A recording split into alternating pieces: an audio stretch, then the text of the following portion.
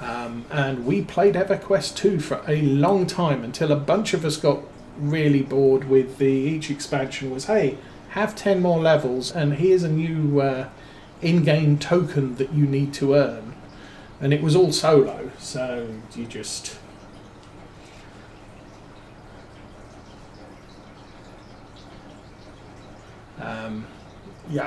it was just a thing. And since EverQuest 2 pretty much folded and we went our own sweet way, the group really doesn't exist anymore. And playing online role-playing games really... it's go out and kill rabbits and collect rabbit pelts and trade them in for experience. That's the essence of an online role-playing game. And without a team to make it fun, it's... the solo experience just isn't much up to much. And I've given a couple of them a few hours, but it boils down to, the solo experience isn't great.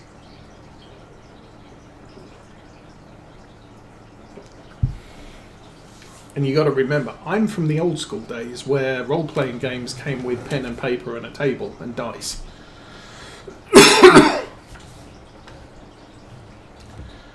And you weren't restricted in what you can do. Even single-player role-playing games, Neverwinter Nights, that sort of thing. There's a story, and it's getting a little freer, but predominantly there's one way to do the story. And if you didn't pick the axe up in the third room, then you're not going to get through the challenge in the eighth room. Type of thing. And with the old pen and paper role-playing games, the game master set up the situation, and it was a challenge to see if you could overcome the puzzle or the trap or whatever he'd set up for you. But that didn't matter. You could, so long as you came up with a reasonable idea on how to work around it, and anything was game. If the wizard happened to have a decent spell that would get him around the obstacle, he could use it. Okay, you take care, 44 Ranger. Hope to see you again soon.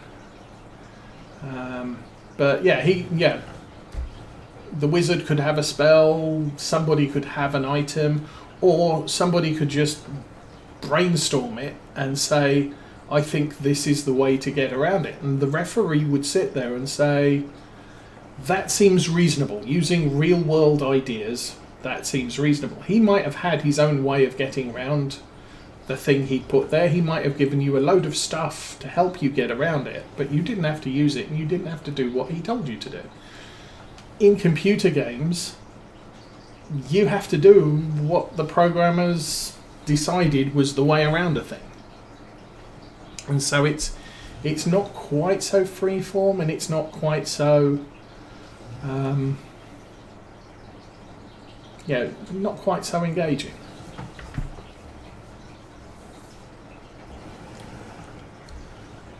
Which is why I say you need a guild to play with, rather than just going out there and doing your own thing in an online world, an open online world. So things like Elite, things like Eve, things like still Star Wars Online. If you play it on your own, it's not going to have the draw, because once you've done the grind and you've got maximum level and you've got the toys, what else is there to do? If you've got a team, it's not all just about getting to maximum level and getting all the toys. It's about having fun with your friends.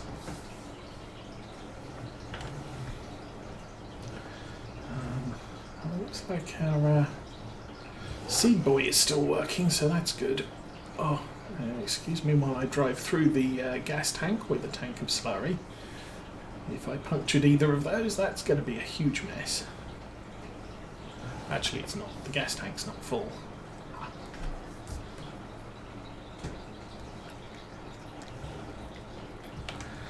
Okay, unfold that. So as you can see here, what we're doing with the pH is we're really taking off the the edge. Yeah, this field started out as completely red, 0 pH. It's probably not 0. Is it really 0? Well, 0 kilos per kilogram. So really not a great, yeah, absolutely not an ideal pH. Now the ideal pH is more in the green range, and this amount of slurry is not going to get us there, but it's going to take us closer to what the crop we plant needs. So once the crop's in, actually, this is nitrogen. We already did pH. pH was the line. So yeah, so with the nitrogen, we're increasing the nitrogen levels, but we're not pushing them too high. I'm not wasting what I'm putting down here. This is just reducing the amount of liquid fertilizer we're going to need once the crop starts growing.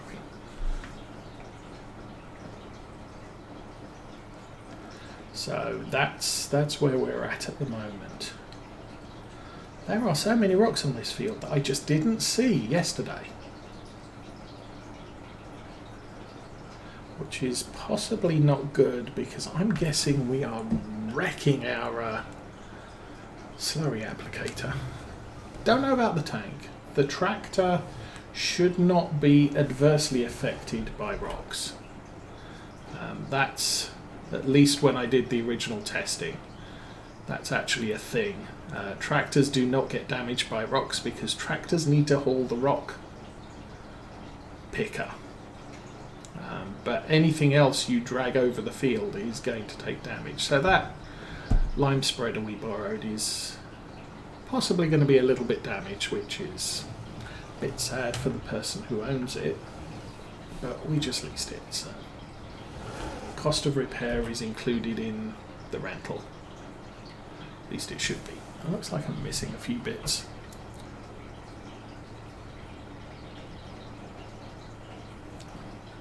But I think once this field is all done,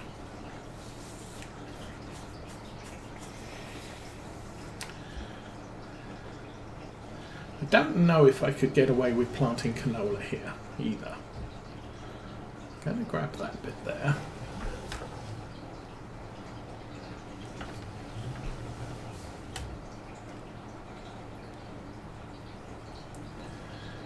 Because the risk, I mean, obviously, if I plant something like barley or wheat here, they need a lot of nitrogen. So I'm going to have to add a lot to this layer.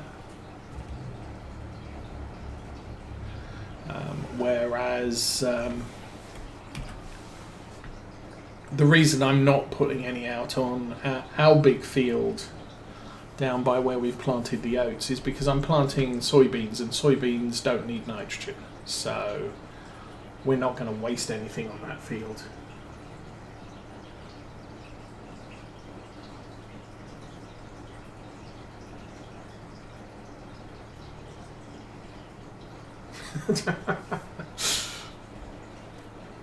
Indeed, yeah, things like that.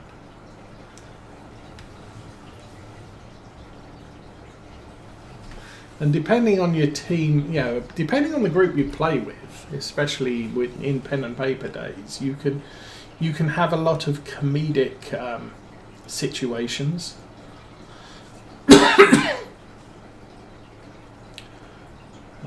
Which just comes from people acting. I did one of the games I played many years ago was a James Bond role-playing game, and we had one of the agents in the group was basically a former mercenary, complete thug, and the other one was your archetypical James Bond type with the not a hair out of place. And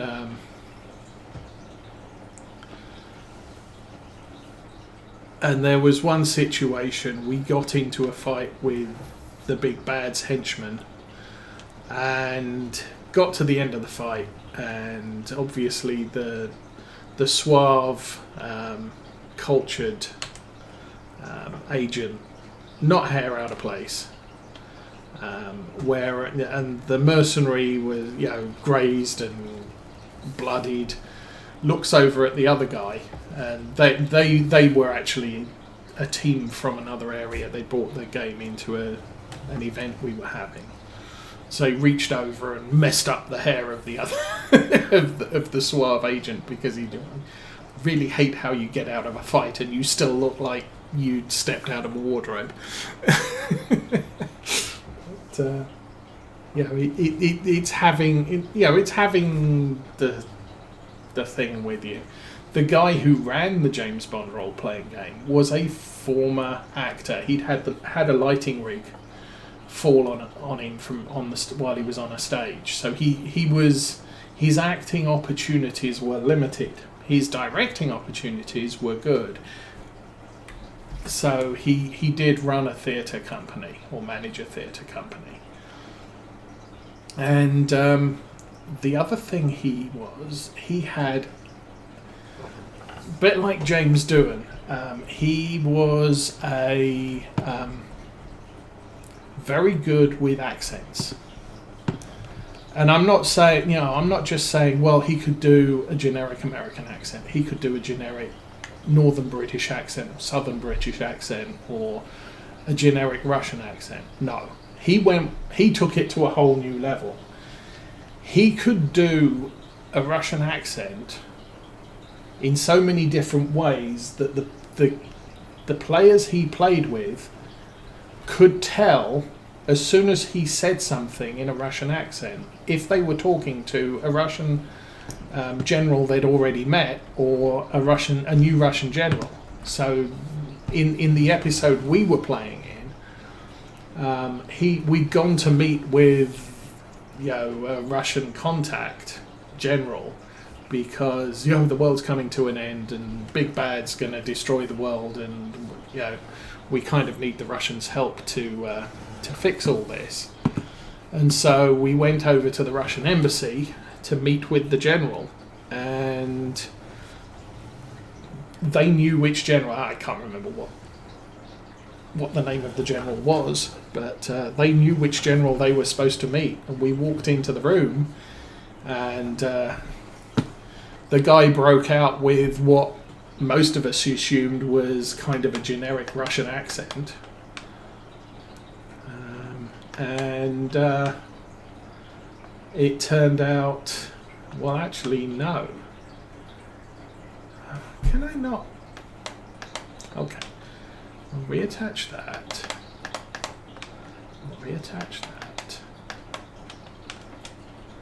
Please lower implement. Oh, I've got to lower the implement. Lower that. I don't want it turned on, though. And then I can disconnect it. That's a little annoying, but okay, we did that.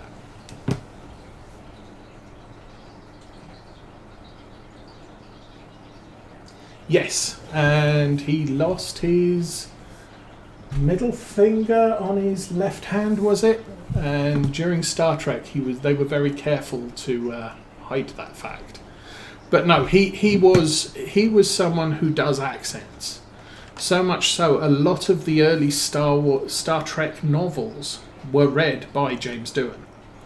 And I think in the cartoon series, James Doohan did a bunch of the character parts. because he does accents. He's not Scottish. He's American. Go and watch some old. What is it? Old movies, westerns, and you've got James Doohan riding around on horseback with an American accent, because he is.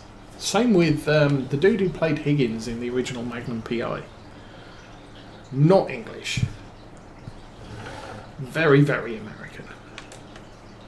Oh, just poo. There we go. So, anyway, those are very talented people. Mark's stage injury was a little unfortunate, considering how talented he actually was. There were a lot of actors of James Doohan's age who were had some very interesting careers during World War II.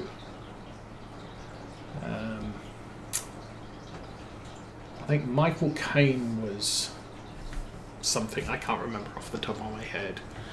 The couple of other British actors, I think at least one was a commando.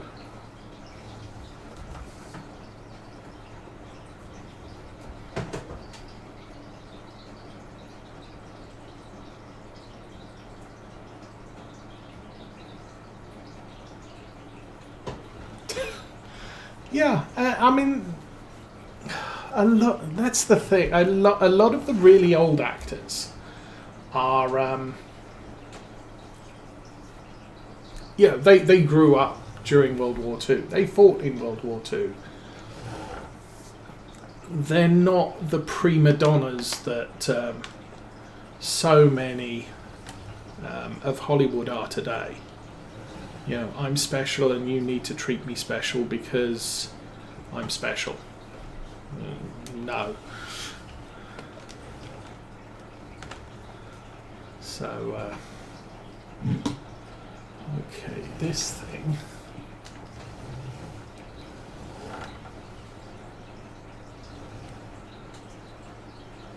Like I said, there are a heck of a lot of rocks here. So, we are going to go back to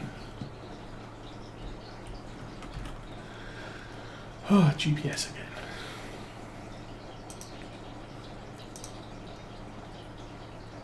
This isn't the greatest way of doing this. Obviously, the rock pickers might be a little bit better.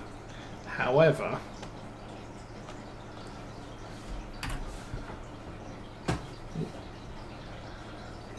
rock pickers don't drive this fast. You have to get the angle right, but if you get the angle right, you're going to get all the rocks. And drive at high speeds, as long as you're keeping all your wheels on the ground, which we appear to be.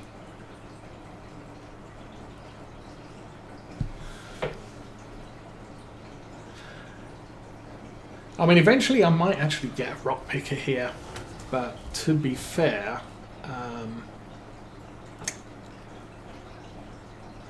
they're really financially not worth it.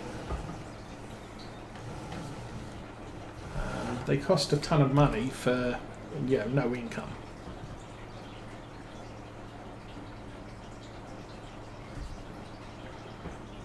But the alternative is they're not designed for making money. They're designed for not costing you anything, or not costing you as much in repair bills. The repair bills are going to be 10% more expensive than they would be if you didn't have rocks on your field. 1, 2, 3, looks like 3 gaps in a row. And it also looks like we're changing the texture for the slurry, so we can see where we've been. Oh, Sir Ian McKellen, yes. Indeed.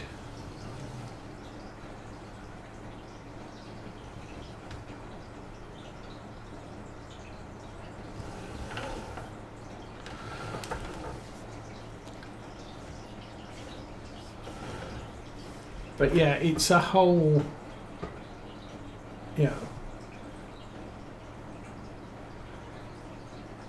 they've seen the worst of the world, so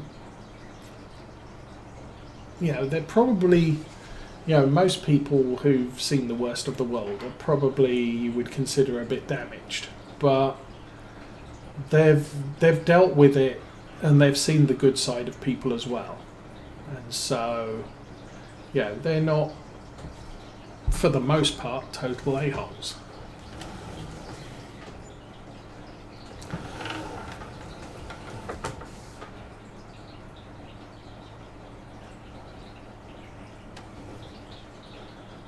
I think I want to be down that road. I think the problem here is I do have the bucket a little bit low.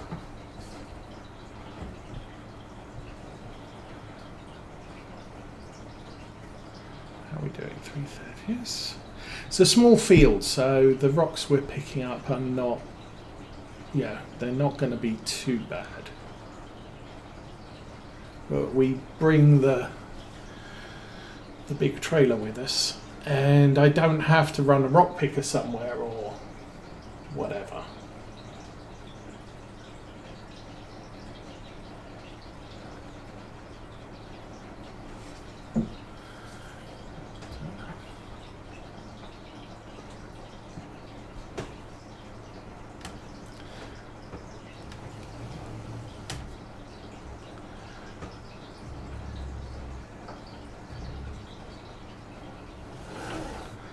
And I believe one of the Second World War movies, one of the actors, I think, played his real-life commanding officer in the operation that the movie covered,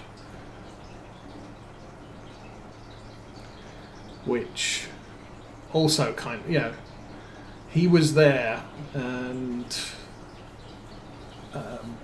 not that made a difference to the movie.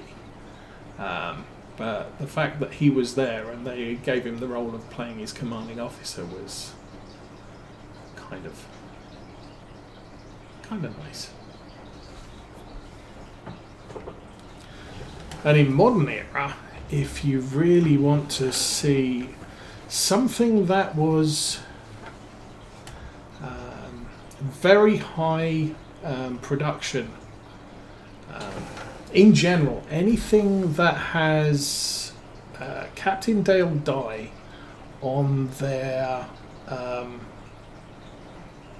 advisory team.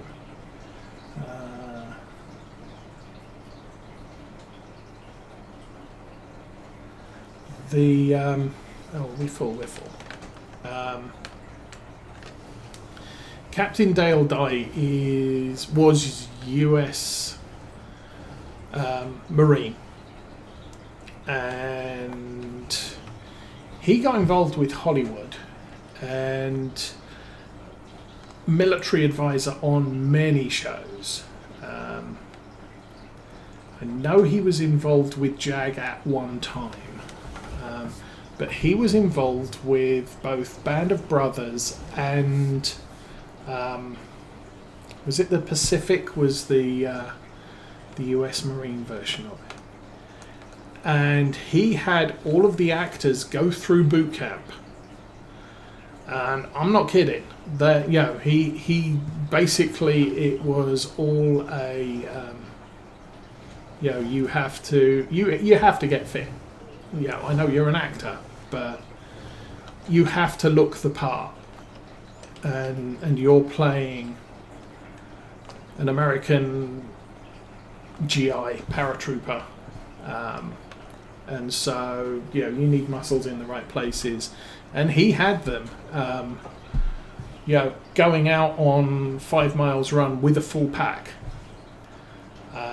and for Band of Brothers, he contacted, because they were the filming started in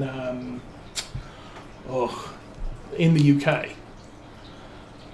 And so he had all the actors training there, and the last day of training, full week of boot camp effectively, and for the last day he contacted the SAS and said, I want to bring a bunch of actors down and have them learn how to make jumping out of aeroplanes realistic. So I want you to take them through sort of the basics of parachuting school. And so the SAS were sort of, yeah, okay, we can do that. You know, they're just actors, so they're not actually going to be jumping out of aeroplanes, but yeah, we'll teach them all about the kit and everything else.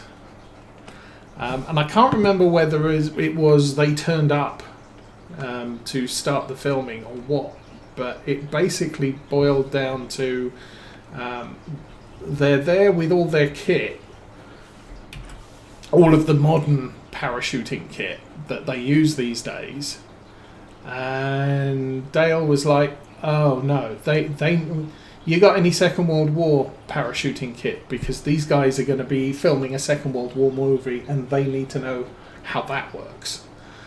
And yeah, they had them jumping off of the stands, the towers suspended, and how to land and roll and everything else. And that's all he wanted, that because you're going to be performing that maneuver on camera, but you're going to be doing it with Second World War jump equipment, not with the modern day stuff. And apparently the SAS guys were like, oh yeah, that's kind of novel, we'd love to learn how to do that ourselves, so let's all do this thing.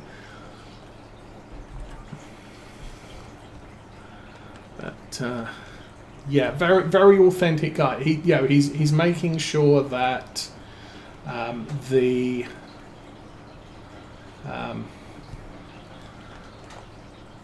kit that they're wearing is authentic, they're wearing it properly, they're doing the things in the style they would have been expected and trained to do for the era that they're doing it. And he's a good guy. He used to do a show on a radio station out in California that I used to listen to. But then I think it was about the time that he got involved with Band of Brothers. He couldn't commit to doing the show anymore, so they got a different guy to do the show. Who also, very well versed in modern military matters. But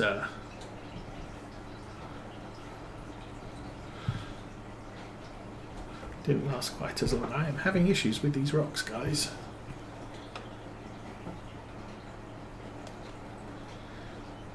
Not surprised.